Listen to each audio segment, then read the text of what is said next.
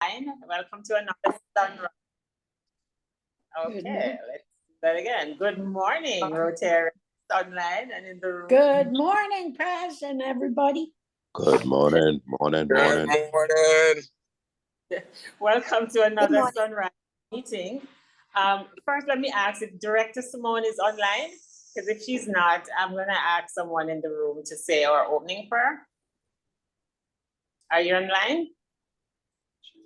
Okay, so let me invite Rotarian Alex to do our invocation. Good morning, fellow Rotarians and guests. Let us pray. O God and giver of all good, we thank you for our daily food. May Rotary friends and Rotary days help us to serve thee all our days. Amen. Amen. Amen. All right. That reminds me of primary school. We had to say the grace at lunchtime. Thank you so much. To do our loyal toast, let me invite PAG Karen. I believe PAG Karen may be online this morning. All right, not seeing her. Yes, she is.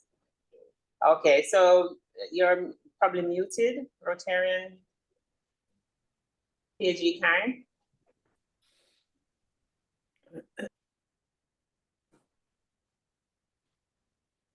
Good morning, President. Fellow Rotarians and guests, please raise your cups, mugs, or glasses as we give a toast to the Commonwealth of the Bahamas. To the Commonwealth of the Bahamas. The Commonwealth of the Bahamas. All right, you may be seated. But those who are at home, you keep standing. It's your punishment for not being here. But welcome everyone. Welcome Rotarian, our newest Rotarian. No, Caroline. I know every member of the club's name.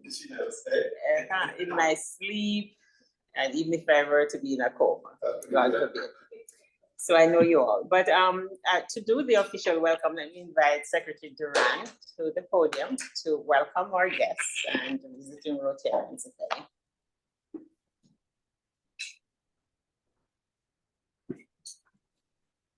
All right. Good morning, Rotarians and guests in the room. I see we have no guests in the room, just fellow Rotarians. Oh, sorry, my apologies. That's fine. We have our prospective member, Anton Cooper. All right, thank you for being here. Should become a member soon enough. But let's see on the Zoom. I see we have our guest speaker, Mrs. Miller. She's already on. I don't see any other guests besides the guests of Ms. Ferguson. Yeah, I'm also drawn. My guest, Ms. Yvonne, happy to be joining you guys. Okay, understood. Thank you. That is all of our guests for this morning. There's no one else, okay? So thank you. Okay, so welcome. As guest of Yvonne, we're gonna make sure Yvonne pays dearly for not being here to officially welcome you. But I'm going to invite you back to the podium, Secretary Duran. Do we have a raffle this morning? Yes, you announce the raffle, please. So this is a very, very, very special raffle prize. Now, now we know that Bahamians and pretty much everyone likes free things, right? So free things. Free teams. Free things, right? But in this case, you get discount things. You don't get free things. You get discount things. So anyone wants to take a guess on exactly what this is? This is an amazing prize. You can use you can use this prize to redeem any number of different rewards. And with these rewards, you can then go ahead and let's say you want to show off your sophistication or you want to show off your culture. Show it off to your friends. Put it up on your wall. You can get some beautiful artwork, right? Today's raffle prize is 25% off any item within our very own Junilor Art House. 25% off. So let's get the bidding started. 3 for 5, 3 for 10, 1 for 5.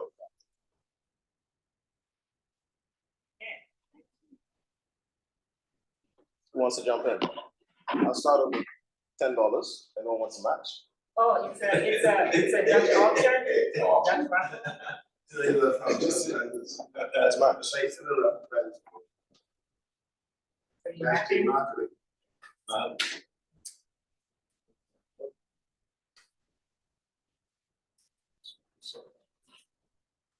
All right, so while you're doing that, let me welcome Chair Tamara and your beautiful, they look like twins this morning. No, I can't, I don't know who is who because they look alike. You look like twins, what happened? Oh my God, and then the same hairstyle. So you're looking like twins this morning. So let me allow you to come and introduce. I need those persons online to be the beauty in the room. Introduce your beautiful children and then please do the celebration. Yeah, these are the smart ones. Good morning, Rotarians and guests. I'm so happy to be here this morning with my beautiful daughters. They just returned from university. This is the oldest, Alea, and this is the second, Ariel. They're not twins, they're 18 months apart. So yeah. She was 9 months when this one decided she's going to say hello to us in the tummy. So just welcome to our Rotary Club this morning. Alea is the Toastmaster and Ariel is the future Rotarian. But Alea is studying computer science and Ariel is doing performance arts in the theater. Yes. She's been working out. I'm trying to get her connected with Shakespeare in Paradise this summer so she can stay engaged. But I want to wish Director Yvonne, who's celebrating on Saturday, April 29th, a very happy birthday. And knowing Director Yvonne, she's probably celebrating all week. So she's the only Rotarian celebrating her birthday this week. So happy birthday. Maybe you're filing. Happy birthday, Yvonne. And also, I wanted to share with you, Rotarians, in Family of Rotary, we try to support each other. There's so many things going on. A few months ago, Director Sophia's father-in-law had a health event, and we were able to come alongside and pray him through that. So this coming Sunday, April 30th, at 6 p.m. at the Evangelistic Temple, there will be a national benefit concert and tribute to Reverend C.B. Moss. That's the Evangelistic Temple at 6 p.m. Admission is free, but there will be an offering taken. So if you can support that event this coming Sunday at 6 p.m. at Evangelistic Temple, it will be greatly appreciated by the family. I saw it online and I thought to share it with you all because I know Family of Rotary is important and the support of our Rotarians are important and their families. I think he's a Rotarian. Okay, I understand. He's also a Rotarian, so I will definitely share the flyer so we can share it among our other Rotarians and other groups that we have. So happy Thursday, everyone. Thank you very much. Thank you, Chair Tamara. I don't see my Sarge, and so I'm going to lay hands on Director Patrick. He always has a good joke in his back pocket. I'm going to miss you in St. Croix. I discovered how witty and funny, hilarious. We don't use funny, but hilarious this director is when we were in St. Martin. And I'm giving him time to think as he walks to the podium. Director Patrick.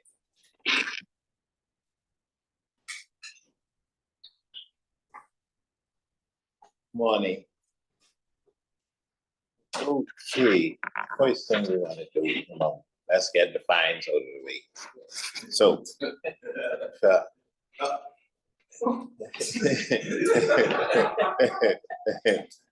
Okay, all latecomers. There's a $5 fine. So if you came online late, it's also a $5 fine. And if you're still home, it's a $2 fine. All right. As for the joke, you know, them times when just nothing is coming. I mean, absolutely nothing.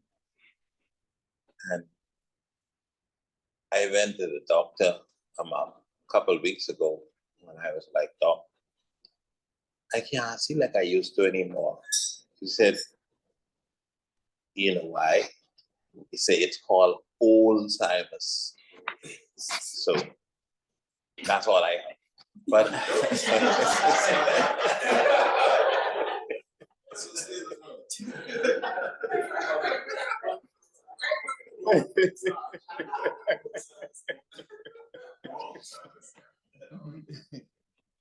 but I have an announcement.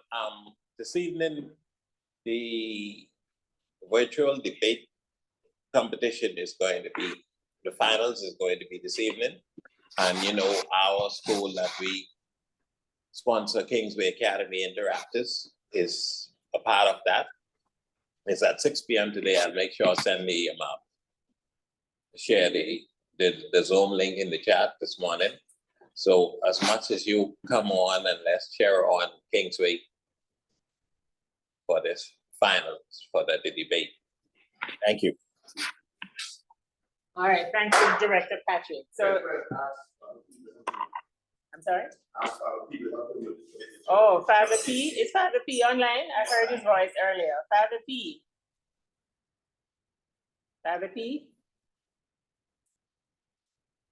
Oh, sounds like Yes, I'm he's not. online. I'm online. So Yes, Director Patrick went into his back pocket and came out with naught. Are you able to help? He just said he just turned 60, right? Yes, I was at the party and you know, Yeah.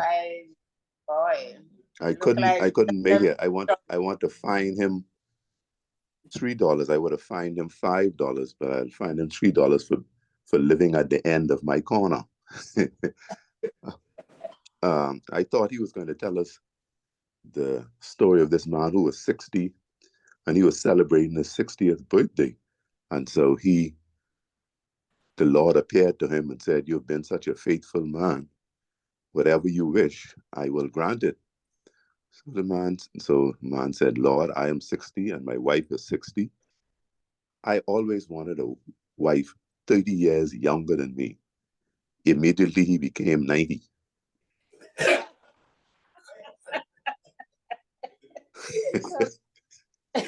Thank you, Father. That was a good one. Thank you. Okay. Be specific. Yeah, thank you. So Director Patrick kicked off our announcements, and I'm going to bring a few, and then I'll open the floor for any other announcements. So the district conference actually starts this weekend. I know some of our members will be heading to St. Croix for pets and also for the conference. So I know PDG Felix is usually a presenter. I'm sure he'll be there. It's great, usually very, very good information. Or PE, Dino, and Secretary Designate Leah Carlo will also be there. PAG Karen is normally a presenter. I'm sure she's presenting this year. So our club is usually very well represented at the district conference. I myself decided at very short last minute that I will be going. So I will be in St. Croix to make up the numbers. And so next week's meeting will be virtual. May is Youth Services Month, and our speaker will be Dr. Rob, Rotarian Robertson. It will be virtual, so please don't come down to Crypto Isle. When you see the notice, just make sure it says virtual only, Secretary Duran. Also, May 8th is our club's anniversary. How many years did you, Felix? 22. Wow, not 23? Yeah, 22 years old. So I'm proposing a dining experience, and we'll advise you of the restaurant so we can get together as a club and celebrate our anniversary. On that night, we'll be inviting some of the members of our imminent satellite club. As you know, we are venturing into forming a satellite club or companion club. And what that is, for the benefit of those who probably wish to transition to maybe that meeting time that will be decided. It's really a Rotary Club of Nassau Sunrise. You're members of Nassau Sunrise. I'm having tongue twisters this morning. But the club will meet at an alternate time, maybe an alternate day and somewhere else. So you'll have that opportunity to, for example, I've spoken to members who have not seen in maybe 2-3 years. If they have young kids, have to get them to school, can't join the meeting, but would probably come to an evening meeting, a happy hour meeting. So we'll discuss how we can make it flexible for you to attend those meetings since you're unable to register or record an attendance at our morning meetings. So stay tuned for that, and we'll definitely let you know. It's a Monday night. I know Monday is leftovers night, but put the leftovers for until Tuesday. Let's all go out. And I have some restaurants in mind. I just need to run robin a few persons to see which would be the preferred location. About 7:30, flexible with time as well, Monday evening. So if it's something that you would be interested in, please reach out to me and let me know so we can book a table or book a room for that dinner. All right, so it's a big deal. We're celebrating our anniversary and we want to do that in style. So the month of May is youth services, and I know Director Patrick has quite a few plans to have interactors will take over the meeting one morning, and for that meeting, we probably do a light breakfast. We'd like to see some more persons in the room interacting with our young people. All right, and are there any other announcements? Online, any other announcements? If not, it's time for Hot Topics. And our speaker is in the room. And so let me invite Dr. Peter to come forward. And Dr. Peter started to discuss how the development of children from ages 0 to 5, and I will take over her presentation. She was already introduced, and so I'll now hand over to Dr. Peter. Okay, thank you very much. This is now my third attempt at presenting this topic. Thank you for your patience, and you know what they say, 3 times a charm. All right, so I'm going to go quickly through the first couple of slides because I know I did it already. All right, how do I? Okay, all right. So this topic was brought about because, as you know, we're in the fields of national examinations. And for the past several years at the end, next, you can go on. We've been seeing headlines like this: dismal exam results persist. And this usually leads to finger pointing. Next slide, please. When we try to figure out who's to blame, is it the government, teachers, parents, students? And although arguably everyone has to play a role in it, I think we need to turn our focus onto us and see if there's anything that we can do in our places and our spaces to change the trajectory. So this here is all about what we can do.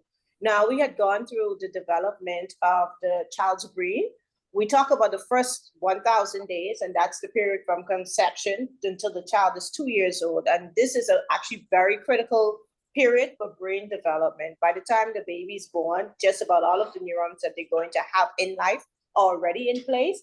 And during those first 2 years, the interconnection, the neural interconnections that form the basis for learning and the foundation for learning is being developed. And these interconnections are very susceptible to their environmental conditions. Next slide, please. And what neuroscientists have found, especially when studying early childhood development, is that there are sensitive periods in the child's brain development, meaning that there are periods where stimuli to help form these connections are maximized. And if you try to catch a child outside of this period, forming these interconnections is more difficult, and in some areas even kind of impossible. You've lost the time. Now, contributing to this is that they've realized that by the time children enter school, elementary school, grade 1, that there are already gaps in education. All right, half of this is genetic, meaning that it's inherent in the child, but 50% of it is environmental, meaning that they figure that children from certain environments come to school at a disadvantage. More importantly, this disadvantage actually persists and widens with age. Next slide, please. So that if a child starts school behind, chances are they're going to stay behind. This study from the Partnership of America's Economic Success found that of 50 children who had trouble reading in first grade would also have trouble reading in grade 4. Next slide, please. And they've also found that these children who start behind are likely to have poor academic performance throughout school, repeat grades, drop out of school, which of course have important implications for after school, what's going to happen to these children. Now, some of the factors that influence school readiness, because we already talked about how at the time a child enters school, and school readiness is the child's state of readiness of being prepared to learn and to interact socially with their peers and with their teachers. And this is all impacted by their cognitive skills, their physical health, their linguistic skills or their language skills, and their socio-emotional skills, meaning their ability to regulate their emotions in order to form important connections. Next slide, okay? And to maximize these skills, the child needs proper nutrition. And remember, we're talking about the first 1,000 days. These are the most critical period. So from conception, they need stimulation and they need protection from adverse events. And the focus of the study is of this talk is going to be on the first two. All right, I put this slide up here and this is crowded, but this is to show you how important this event is, that now that we're realizing the importance of those first 1,000 days, that UNICEF, or the United Children's Fund, have actually made it a part of their strategic developmental goals for the year 2030, because they realize that what happens during these first years actually impacts your ability to provide an income later on in life, like we talked about earlier. All right, so they've actually came up with strategies for countries on the whole to try to maximize early childhood development. All right, and one of these, back to that slide. One of these, if you can see in the orange column on the far right, is a family support and strengthening. All right, because we talk about stimulation, we talk about nutrition, and family support and strengthening is going to play a big role in that. Next slide. All right, so let's talk about nutrition. Now, nutrition is the ability to gain adequate nutrients for strong, healthy bodies and strong, healthy minds from the food we eat. All right, now malnutrition or bad nutrition is when you don't gain the adequate nutrients from the food you eat. That results in your weak immunity, which leads to disease. If you're always sick, then that impairs your motor development, especially when we talk about those early years. And that also impairs your cognitive or your ability to learn development. Next slide, please. From conception to delivery, the focus is on improving mother's diet, obviously, because what the baby gets, they get from the mommy. All right, and parents, the mother's diet is usually supplemented by vitamins and minerals, because you need those important micronutrients. And a lot of us, our diet does not contain it. All right. From birth to 6 months, the emphasis is on breastfeed. So now throughout the world, the whole emphasis is on breastfeeds, because we're realizing that breastfeeds are the best feeds. Go on. All right. So why is that?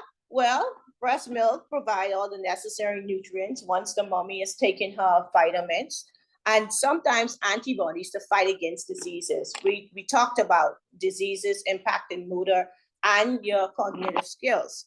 It's easily digested, and we've also found that breast milk enhances the baby's brain development. Now, recently, a lot of formulas have been making much ado about certain long-chain fatty acids that they're adding to their formula, because they've discovered that that actually helps with brain development. But guess what? These are in breast milk, all right? As are a lot of other compounds that we still haven't figured out yet or elucidated how it helps. Go on. Now, I looked at this study, and there are lots of studies out there that talks about the association between breastfeeding and intelligence. A lot of them deals with breastfeeding, and then they test children at preschool level and then at primary school level. But there were very little studies out there to tell us what are the long-term impacts on this, because if the children are going to catch up anyway, then, you know, why are you putting emphasis on it? This study was done in Brazil. And this study was actually started in 1982. And initially they did exactly that. They wanted to see what was the impact of breastfeeding on children, first at 19 months and 42 months, compared to children who weren't predominantly breastfeeding. At the time this study was done, they said that there are very few people who actually exclusively breastfeed. So the term that they use is predominantly breastfed. And they did find at 19 months and at 42 months that the children who were breastfed actually had higher scores on their intelligence test. Now, they went back in 2015 and looked at these children 30 years from when the study was started. And what they found was that the intelligence, the high scores on intelligence persisted. And not even that, but that their income at 30 years of age in the children who were predominantly breastfed was higher. And yes, some people said, well, maybe it's because of the socioeconomic factors, because a lot of women who breastfeed kind of have the leisure to breastfeed because they are a higher socioeconomic class. But when they stratify this, most of the participants actually came from poorer families anyway. So they realized that that was not the impact that was done. Next slide, please. All right, now in terms of nutrition, between 6 to 12 months of age, as you continue to breastfeed, it's important to start adding other foods to the baby's diet. This is called complementary foods because it's complementary to breastfeed. All right, after 6 months of age, breastfeeds are no longer sufficient to supply an infant's diet, or formula for that matter. But a lot of times, and in my practice, I've seen where people don't realize this and they continue to just get breastfeeds or just give formula feeds and not add semi-solids with the aim to try to progress to a solid diet. So by the time the child gets 12 months of age, essentially they should be eating from the family pot, and that family pot should contain a balanced diet so that you can get all of the nutrients you need.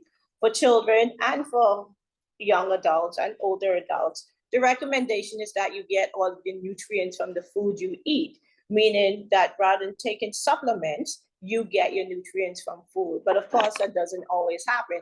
And that's why people take vitamins. Next slide.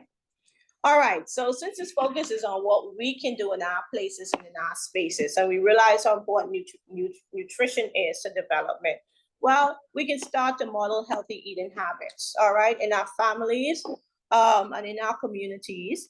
If we have sisters or daughters or female cousins or female co-workers, we can encourage healthy eating during pregnancy. And this comes about through our own action, because you can't be chowing down on pizza and then telling someone, oh, you know, you probably should eat more vegetables, right? So it comes with us making changes and then encouraging other people to make changes, and then promote and support breastfeeding. So that part is actually a lot bigger than us.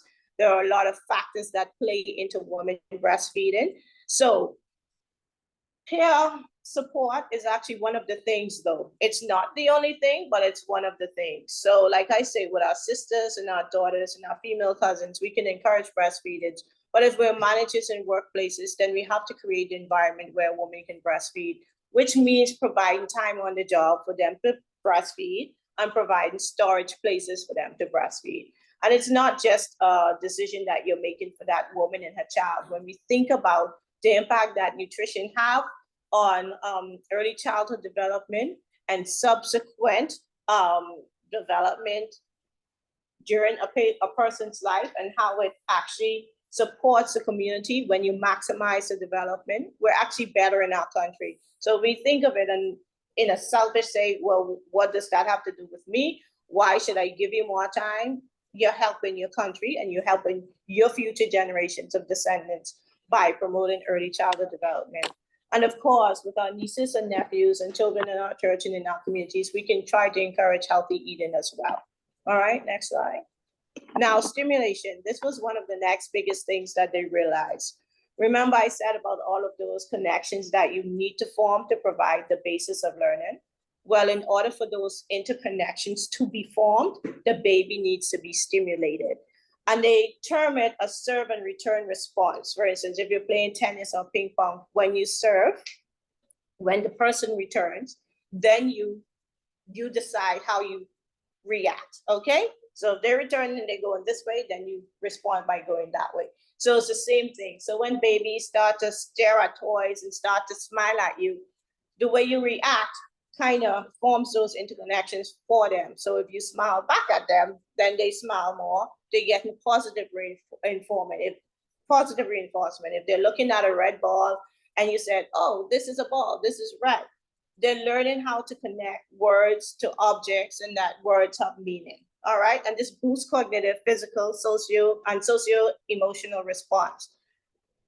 Now, if they don't have any consistent or reliable response, then they're going to have reduced neural connections, which manifests as delayed development. And the biggest proof of this theory actually comes from studies done on Romanian orphans. Now, I can't just put this in a paragraph, but basically, back in Romania, when Nicolae Ceausescu was a dictator, he was focused on building an army. In order to build an army, you need people. He wanted to have a big army. So he kind of discouraged the use of contraception and abortions. And he actually fined people who didn't have children and praised people who had children, which led to a lot of people having a lot of children. Some of them couldn't actually deal with all of the children they were having. And so you ended up having lots of government orphanages to deal with these children. And he actually encouraged that because he said the government can take better care of your children than you can. But what happened was that the orphanages were heavily understaffed. So they did not have the manpower to deal with these children. So you had a lot of babies in these orphanages. So what they would do, they would kind of deal with them like an assembly line thing. Even when they swaddle them, they would tie it and then just send them off down the line. And then when it came time for feeding, they didn't even have time to pick them up and feed them. So their bottles were propped up against the crib to feed them. So these children basically had zero stimulation. Now, when Nicolae's government fell in 1989, and the new government welcomed the world into all of these orphanages, and they had a chance to see what was going on with them. These children who looked years younger than they actually were. When you hear people who entered those orphanages speak, they were like, what was so amazing was the silence, all right? Because they weren't getting that audio stimulation, they weren't getting any feedback, so they stopped making noise, all right? So you have a room full of children, nobody's saying anything. There was a group that came from the United States, they call themselves the Bucharest Early Intervention Program, which decided to study children from these orphanages. So what they did was they put some of the children in orphanages, in foster care. Some remained in orphanages, not because, oh, we want to study what happens to the children when they remain in orphanages, but just because they didn't have enough foster groups to take all of the children. So they were able to look at these children that stayed, and then they compared them with children in the community who actually grew up in their home. Now, what they found was that children who stayed in the orphanages, these are scans of children who are 3 years old. So they did a lot of intelligence testing, and they did the MRI scans of the brain to find out what was happening with these children. And then they compared them to children who grew up in the normal environment. So what they found out is that the MRI scan that you're looking at now, the red area is area of greatest intensity. So that's the greatest activity they're having, followed by the yellow, then the green, then the purple. What they found was that children who grew up in normal homes and children who were moved from the orphanage by the time they were 2, that their brain scans, when they look at them, that they actually showed more activity in the temporal area. So those areas circled right there. And that have to do with cognition, and that also have to do with speaking and hearing. Now, the area to the bottom there, let me just show you, right around here. Okay, so this area has to do more with the production of stress and the flight response. All right, and you can see here that these areas here and here remains well lit. All right, so when those children are just put there, they have a lot of stress, but other areas of their brains are poorly developed. All right, so they found that children, even when they're taken out of the orphanages, after 2 years of age, some of them did catch up in terms of their intelligence, but it was difficult for them to regulate their emotions. And a lot of them remained with psychological issues even after, okay, all right, next slide, please, even after being adopted. All right, so that was another study that just showed the proof of early childhood stimulation intervention. And they compared it after years just to find out that children, they actually had a program there, and children who were stimulated, they actually ended up with better paying jobs. And this is done in Jamaica. Next slide, please. All right, so what we can do, so we model healthy interactions in our own families, model healthy interactions in our community, promote reading, because reading is a nice back and forth activity, give books, and spend time reading with children. All right, I just want to show you real quickly how this impacts us. So this study was actually done by James Heckman, who was an economics. And he found that when you invest in early childhood learning, you get the greatest returns as opposed to investing later on. So you see right here the rate of return on investment. So from prenatal to early childhood to preschool, the earlier you invest, the better you get in terms of your investment later on down the years, in terms of your company and employment and the way people perform on the job. All right, next slide, please.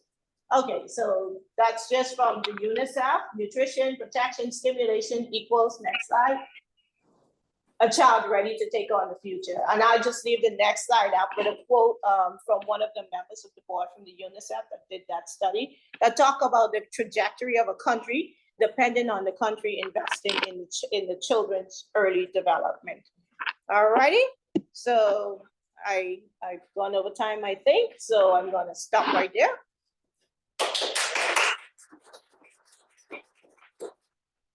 Excellent, Dr. Peters. Are there questions? It comes down to kids in the city or with tools and projects. How does how does a child progress with the brain synthesis that comes from it? Oh. How does that go? Okay, so you're talking about the influences of the violence around them. Yeah. So that was another thing that was, you remember I said protect from danger, because these children who are always exposed to violence, those areas of the brain that have to do with stress are always on high alert. So what the UNICEF recommends is actually trying to remove them, not to take them from their house, but that government try to form strategies to decrease the level of violence in there. Because even if you stimulate them and they're fed well and they do perform well on intelligence testing, these children will end up with emotional issues, lifelong emotional issues, if you don't get them from out of that environment from early. And of course, if examine children who've grown up in war-torn countries and see the effect on that later on in life. So a lot of what happens to them during that period, including war and violence, affects their brain in ways that will stay with them even in adulthood. Another thing, over the years, I've seen where, like me coming from school, children were bigger. So now all of a sudden, like the police, for example, you see more smaller individuals throughout time. Is that because health habits grow, different types of economic status and skills? But if you understand what it comes down to, I see smaller individuals throughout the day when you would have seen 1980, you have bigger individuals. So actually the reverse is true. The children are getting bigger today and obesity rates are increasing. And when you have excess of nutrition, which is also a form of malnutrition, by the way, you not only have that increase in size, but you have that increase in height as well. Dr. Peter, we have to bring you back because this is just so much and it is very good information. I wanted to ask the question about wet nurses and so on for persons who are unable to produce breast milk or in a situation where the child is adopted, to give them that chance of developing like a child who is probably breastfed. So are there wet nurses in the Bahamas? Just a quick answer. So no, just a quick answer. No, there are no wet nurses in the Bahamas. They still practice it in some of the countries in Africa, but you would know that with the advent of the AIDS epidemic and HIV is transmitted through breast milk, that people would be a little bit reluctant. What they do have nowadays in some of the industrialized countries is they have human milk banks where they could screen the milk and make sure that there's nothing in it and treat the milk to try to get rid of any viruses. And so that they give blood, they give milk. Yeah, yeah. Okay, but that's not there here. No. Okay. Awesome presentation. Sorry we don't have time for much more questions. I'm sure there are some burning ones online as well, but we'll invite you back. And so on behalf of the club, let me present you a nice little cup you can put on your desk. You were a guest speaker at Rotary. You don't want to just remain a guest speaker. I'm sure someone is going to reach out to you to have you join our club so we can work with you on developing our children. Okay, sure, great. All right, Thank you so much. All right, guys, we're running out of time, but I'm going to ask Rotarian Chavette to do a quick intro of our guest speaker. And this week is Autism Month. Sorry, this week is Autism Week. And our topic for this speaker is just an awesome topic, the silent epidemic, autism. There are lots of myths surrounding it, how you get it, whether it's vaccination, whether it's this, and I'm sure she's here to demystify that. So let me ask Rotarian Chavette to do a quick intro of our guest speaker. And we may have to bring her back for part 1 and 2 as well, because we're limited in time. So over to you, Rotarian Chavette. Good morning, all. Dr. Junilor Swan Miller was born in Nassau, Bahamas, where she attended Jordan Prince William High School and then College of the Bahamas to complete her Associate of Arts degree. She furthered her studies at Georgia State University. Then she moved on to the University of the West Indies, Trinidad and Tobago campus, where she was awarded her MBBS degree in medicine and surgery. Returning to the Bahamas, she worked with the Department of Pediatrics at the Princess Margaret Hospital and is licensed by the Bahamas Medical Council. She did her clinical Doctor of Medicine Pediatrics program at UWI Bahamas and Jamaica campuses.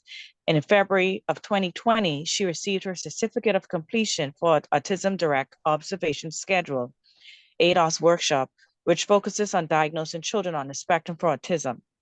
Currently, she works at Doctors Hospital, Flamingo Gardens, and Elizabeth Estates Clinic in the Child and Adolescent Health Departments, as well as the Pediatric Specialist Bahamas, located at Harbor Bay Medical Center.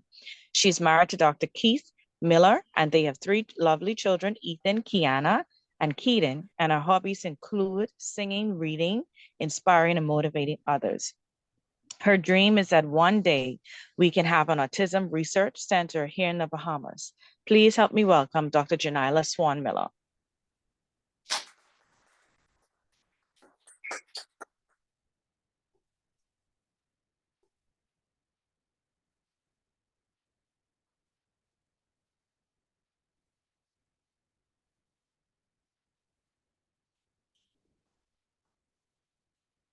We're not hearing you.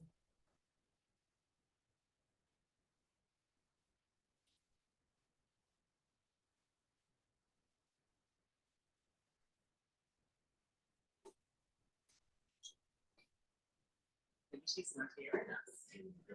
Dr. Swan Miller, I think your microphone is muted. Okay, I'm sorry. Yes.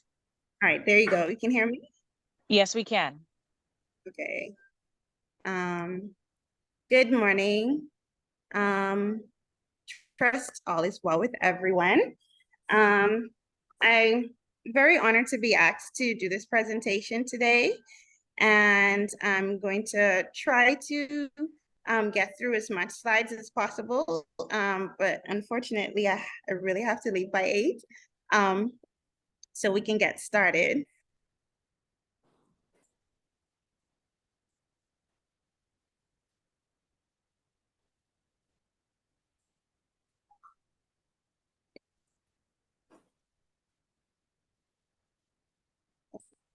All right, so is everyone able to see the slides? Yes. I'm sorry? Yes. Okay, good. All right, so because this is Autism Month, and we want to make sure that we sensitize everyone to autism, so have autism awareness. And we've also noticed that here in the Bahamas, that just like we're seeing all over the world, especially in the United States, CDC just released a report where they said that the numbers are higher than they would have thought it was before. And they're seeing more children are being screened. So with that, we want to make sure that these children are getting the therapies and the interventions that is needed to ensure that they are able to live a normal to near normal life. So when we think about autism, in terms of the definition, it's a biologically based neurodevelopment disorder. And it generally appears before the age of 3 years old in most children. They have persistent deficits in terms of their communication skills, in terms of their social skills. They're not able to interact like normal kids in terms of eye contact, back and forth communication, nonverbal communication, play activities. And these individuals usually have restrictive, repetitive patterns of behaviors and activities as well, which causes them to form a barrier in terms of social communication. So there are a lot of things out there in terms of autism. There are a lot of myths in terms of autism. There are a lot of myths about red flags in terms of autism. And there are a lot of stigmatism as well. So what it is, we know that it is a neurodevelopment disorder. There are a lot of things that are not known, but they know that there's some genetic component, and there's a differentiation in terms of the wiring of their brains. It is not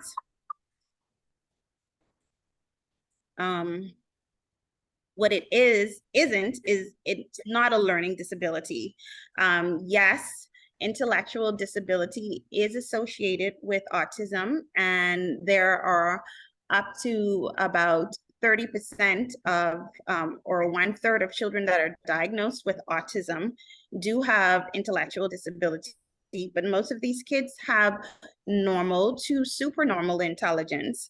And then in terms of what it is, yes, these kids perceive the world around them different. They interpret the world around them different, and hence why communication and social interaction is difficult for them.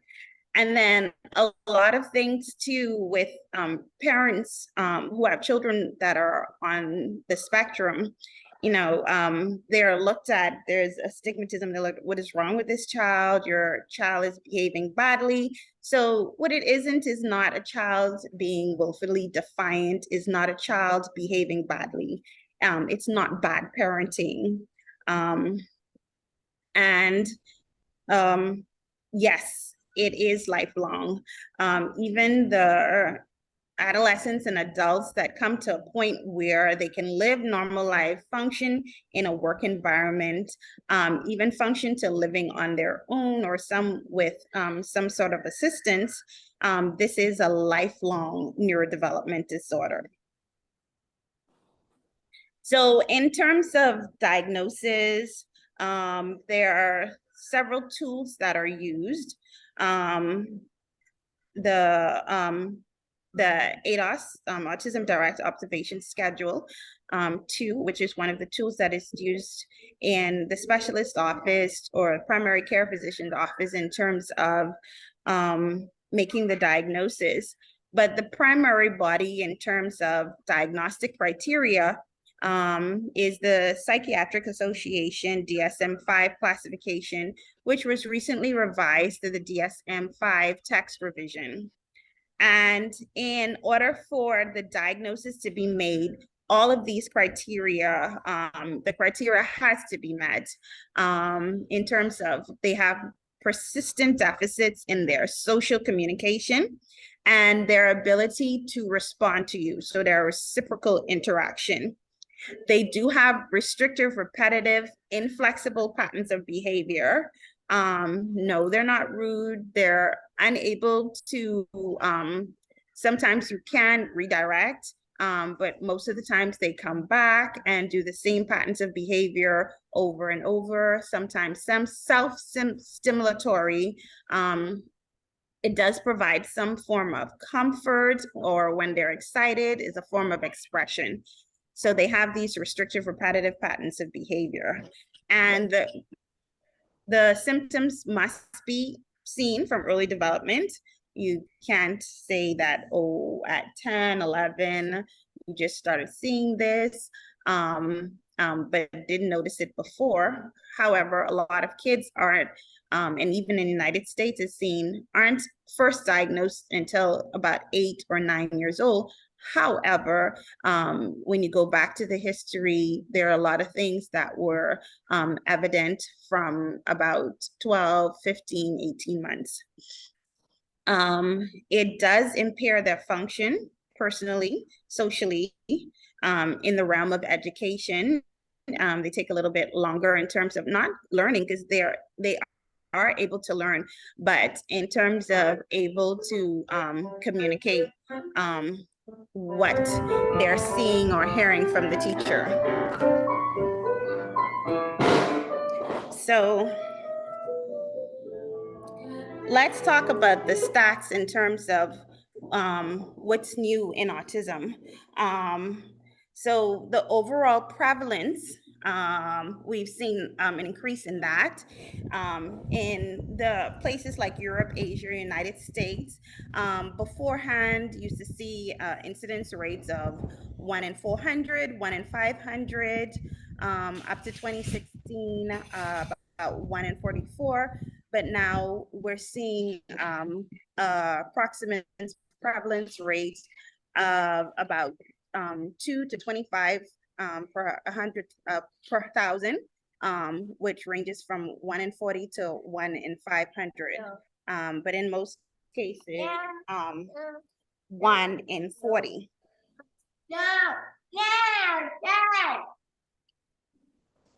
So I'm sorry, I am home. And I too have 2 children that are on the spectrum. And so, as you can imagine, it is a challenge for a lot of reasons. So if you hear a bit of noise in the background, sometimes that's them expressing themselves. In terms of a recent press release, like I said before, CDC had released, and this was no longer than a few months ago, well, last month, sorry, they released a report in terms of morbidity mortality report about the prevalence rate that was once thought to be about 1 in 44. Like I said, that is now, we're seeing 1 in 36. And they have noted that before, where you'd see more 8-year-olds or older kids presenting and getting diagnosed, you're seeing now more younger kids, age 4 years old and less, being diagnosed. And again,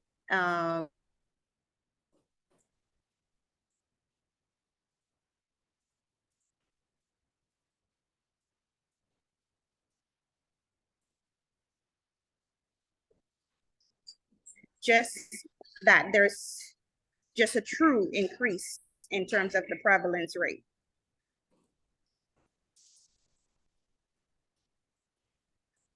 The male to female ratio is still 3 to 4, so it's more common in males than females. And we're seeing that here in the Bahamas as well.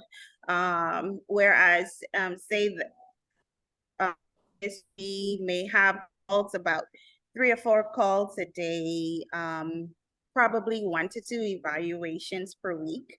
And if we have in a month's time, say 4 to 5 children that are evaluated, about say 5, about 1 maybe is a girl and the rest are boys.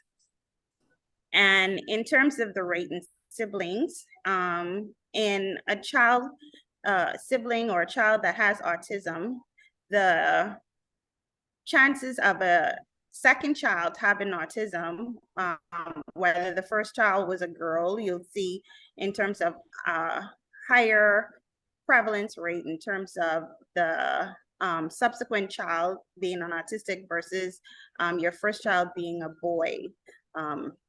So we know that there is some genetic predisposition, whether it's chromosomal related or however, there's definitely, once one child in the family has autism and the parent has another child, there is a risk of having a second child with autism.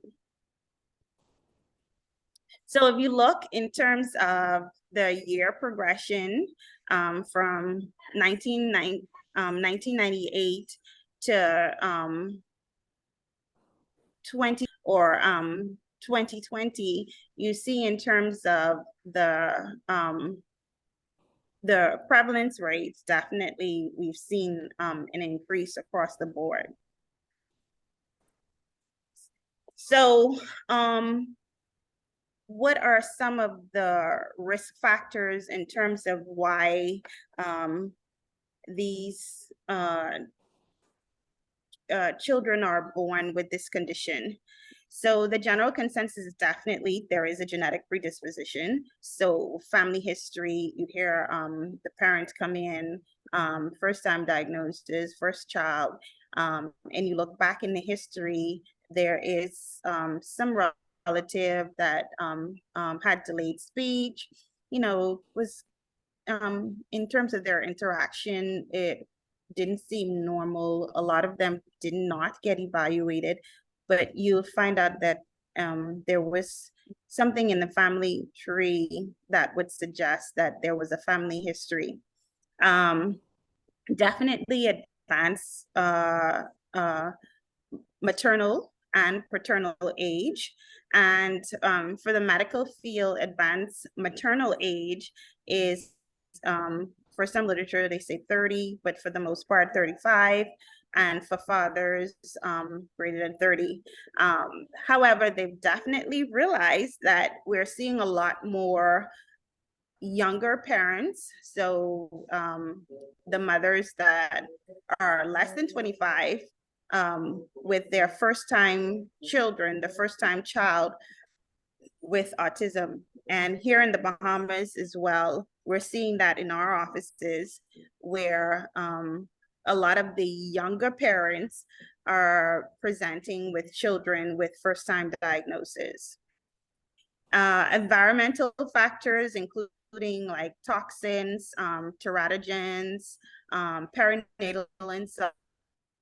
There was a whole research that was done in India where they associated mothers who were under significant stress during the pregnancy, emotionally, physically. These kids were at increased risk of developing autism. So what are the early symptoms and signs of autism? This is very important to get out there, very important. Like I said, there are some myths. Some parents see the signs from early, and we get a lot of that where they explain the situation away. And they're 4 years old, but they're not talking, but it's okay. I was didn't talk until late.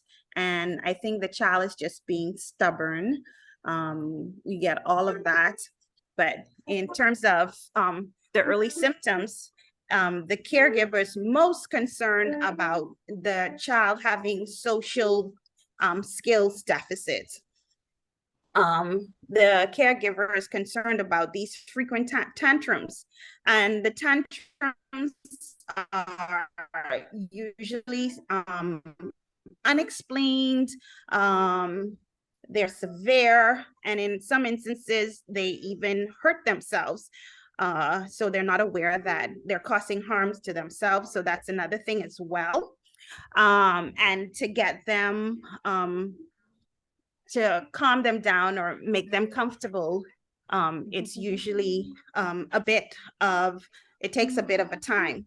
So also they've noticed that the child has delayed language and social communication. So you'll speak to the child, they're not responding to their name. When I call Johnny, Johnny doesn't look at me, Johnny doesn't give eye contact. Johnny might even orient towards me, but he doesn't actually look at me. One of the things too, I ask parents, oh yes, he does respond to his name, he look at me, but how does Johnny come up to you and say, Mommy, I want juice, or Mommy, I want chips or cookies? And they said, oh yes, Johnny does that. He comes and he pulls me to the refrigerator and he shows me what he wants to eat. How does he show you? He just looks in the direction. Does he look at you? Does he make eye contact? No, Johnny doesn't. So that's the thing. They lack orientation to their name, and that's supposed to happen by actually by 6 months. And by 12 months, definitely, if they're not doing this, this is a problem. They don't gesture, and simple gestures like pointing, that should be seen by at least 12 months. So Johnny's not doing that. Lack of pretend play. There's a doll, interacting with the doll. There's a spoon and a plate, pretending to feed the doll. There's a bottle, pretending to feed the doll with a bottle. They don't do that. In some instances, the parents would say, well, Johnny is looking at me. What does Johnny do when a stranger comes up to him and says, hello, Johnny, how are you doing? Does Johnny avoid looking at the stranger? So avoiding eye contact. And in some instances, they even close their eyes or orient their body away from the person to avoid eye contact. They have difficulty understanding people's feelings or talking about their own feelings. They're not aware when the parents are happy or crying. They can't relate to that. And if you ask in terms of speech, yes, Johnny says words, but then you come to realize that Johnny doesn't say words independently. Johnny actually has echolalia. Okay, Dr. So we can go ahead. No, I know you said you had to leave at 8, and we normally end at 8. So I just wanted to gauge how long, so for a 5-minute extension to complete the entire meeting. So do you have a lot of slides? So maybe I can come back. Yes, maybe I could come back into complete it, because not a lot of slides, but it's quite a few to go through afterwards, and it's already 5 after 8. Yes. All right, thank you so much. I'm going to ask Dino to come and quickly say thank you, and we will reach out to Dr. Chervette to reschedule a time when we will have the full time that is usually allocated to our speakers. Thank you. Thank you. Hello, good morning. Good morning, Dr. Swain Miller. Good morning, Rotarians and guests. Dr. Swain Miller, we just want to thank you so much for taking time out of your busy schedule to come here, to be online early this morning to share with us about autism. It's a really, really great subject. I have a lot of questions, a lot of more. I'm looking forward to hearing what you have to say. And so we really want to see you back soon so that you can complete the slide. Thank you very, very much. All right. you. And we will have a gift for you as well. So that reminds me, today and tomorrow, we'll be heading to the Willard Patton School so that we can read to the children. If you've never had that experience, if you're a new Rotarian, if you've never gone, today at 12 and tomorrow at 12. Please join us at Willard Patton as we read to our children. I'm going to invite PDG Felix, who has a quick announcement, and then we'll take the raffle. I don't want to lose my audience. Good morning, Rotarians. I have some very sad news to bring to you this morning. Many of you would remember Barrett Miller, a very active Rotarian. Barrett Miller. I remember him. Yeah, you know Barrett? Okay. Well, very, very recently, I learned that Barrett's grandson was in an accident and he was on life support. I saw Barrett online this morning. I'm not sure if he's still on. So I WhatsApped him to ask him how was his grandson. And just yesterday, the doctors declared him dead. He was 16 years old. Please keep Barrett and his family in your prayers. Oh, thank you. Thank you. Sorry, my deepest sympathy and our condolences to Barrett and his family. We'll reach out to you right after this. Our family of Rotary Chair just left, but we'll make sure that we make contact with you. All right, and now for the raffle. I see Director is still selling raffle tickets.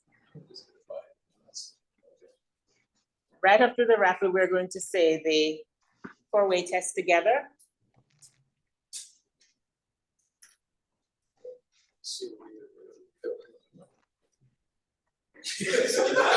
I'm going to invite Dr. Peter to pull our raffle prize this morning.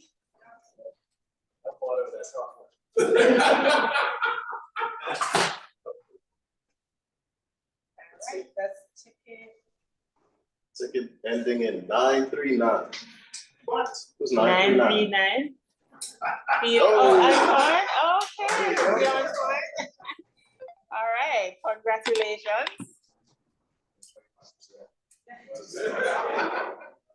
And I'll get that to you this morning, later this morning. I'm sure I'll see you this morning. So, all right. So let's be upstanding, please, as we say the four-way test.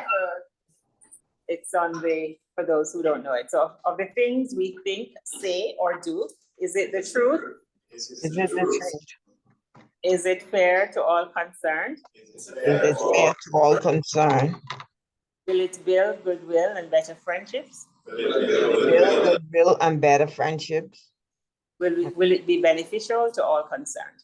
Beneficial to all concerned. All right, the meeting is now terminated. Have a wonderful rest of the day. Oh, the final toast, sorry.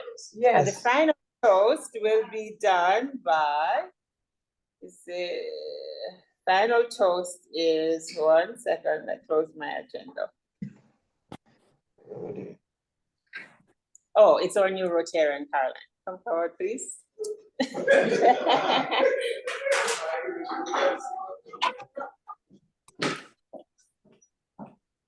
Okay. Trays, your cups, glasses, hands, mugs, to Rotary around the world. Around the world. Okay. Barrett and his family.